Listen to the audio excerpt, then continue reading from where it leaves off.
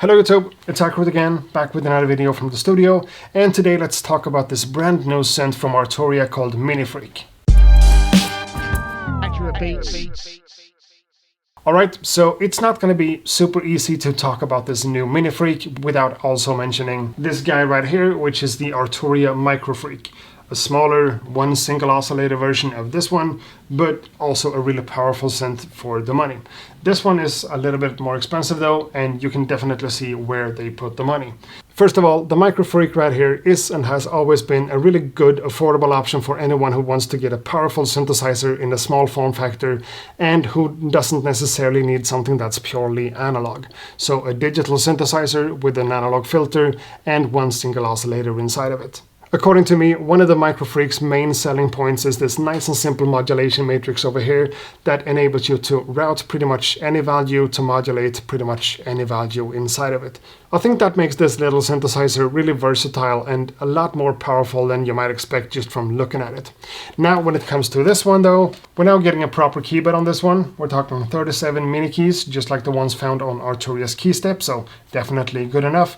But instead of one single oscillator as found on the MicroFreak, we're now getting two of them over here, 1 and 2. What's kind of cool here is that on the first oscillator, we're actually given more oscillator engines than we ever got on the MicroFreak. And the last one of them is the audio in, which is also really powerful. And on the secondary oscillator, we can find even more different oscillator engines in here. And just like in the MicroFreak, some of these different oscillator types are taken from mutable instruments and others from noise engineering, all done legally in the right way to do it, using like open source data and stuff like that. And you know, we're talking about the digital synth here, so these different oscillator types actually makes a big difference. And since we now have two of them, we can mix between them or having oscillator 2 modulating stuff inside of oscillator 1 in a bunch of different ways. One really common complaint that a lot of people had about the MicroFreak was the lack of any sorts of effects at all. This one, the MiniFreak, now has it. In fact, it has 3 different lanes of effects right here, 1, 2, and 3. And you can switch the effect type between chorus, phaser, flanger, reverb, delay, distortion, bit crusher, 3-band EQ, peak EQ, and multi-compressor. Any patch or preset you load up inside of this one, or create yourself for that matter, could be played in monophonic, polyphonic, paraphonic, or unison mode. That's also really powerful compared to what you got on the MicroFreak.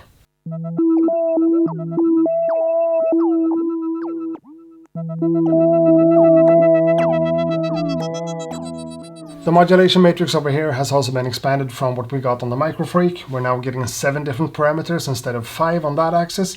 We're getting 2 oscillators instead of 1, 2 LFOs instead of 1, analog filter, cycling envelope, a normal ADSR envelope, as well as all the new effects.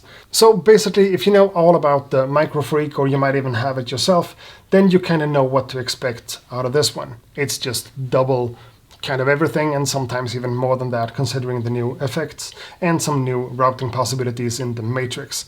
We're also getting an updated version of the arpeggiator and the sequencer inside of this one. That's actually kind of cool to check out, but I'm not going to cover everything about this one in this video because all the different oscillator types makes this just a crazy amount of stuff to go through.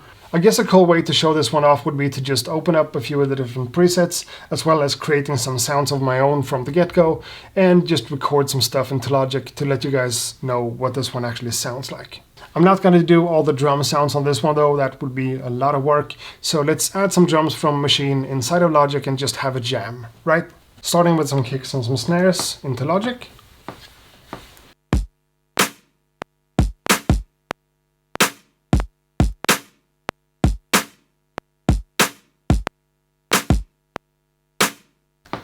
And some other percussive stuff.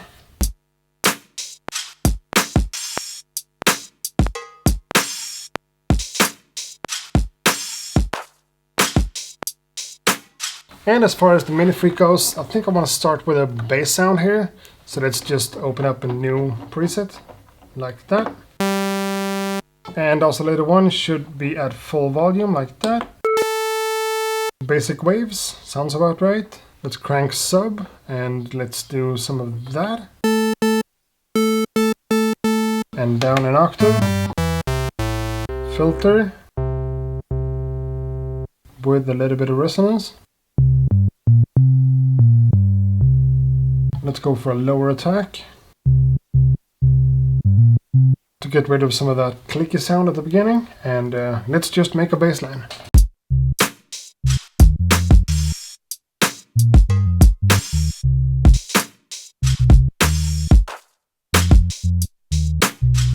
Alright, cool. So now let's get some chords in here because it's a polyphonic synth, right? So let's go for another init patch like that. Sounds the same.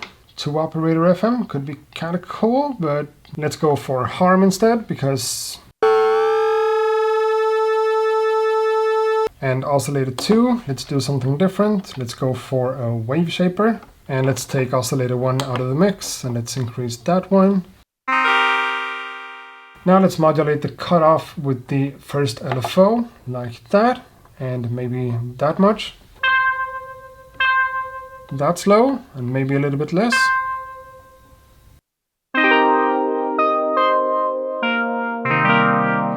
Yeah, let's get some chords in there and see what happens, you know?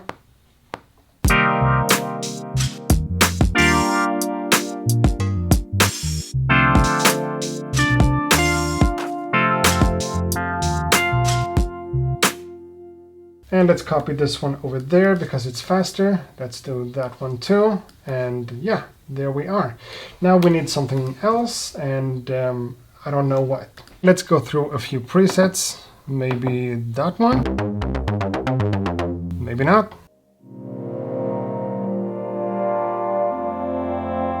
Let's just do another layer of that on top of my chords to soften things up.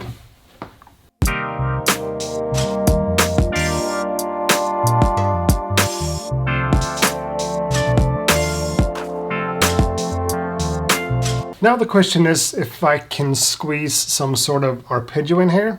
So I'm at 93 BPM, so let's set this one up to 93 BPM too.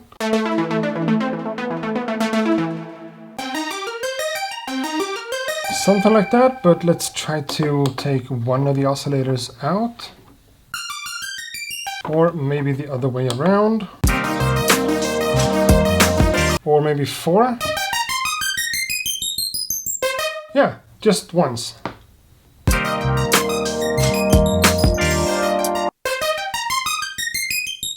Yeah, let's just leave it at that and let's see if we can do something else.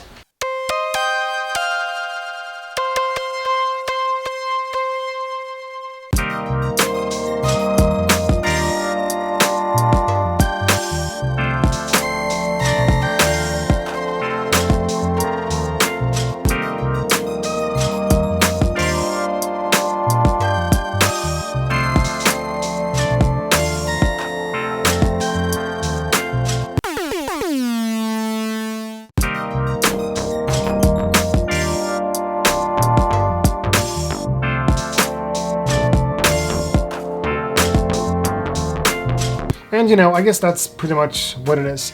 Not my best work ever, but I got something out of this one really quickly, and I think that's kind of cool. And I think that says way more about this synth than it says about me. The fact that I'm able to create a bunch of custom sounds out of nothing on my first day of using it is kind of cool. I might just make another video about the Arturia MiniFreak in a couple of days or weeks or whatever, if you want to see that, and talk about more of the technical aspects of it, because there is definitely a lot to go through here. But I think this is it for this one. Thanks a lot for watching the video, and I hope to see you guys in the next one. Until then, ha det gott!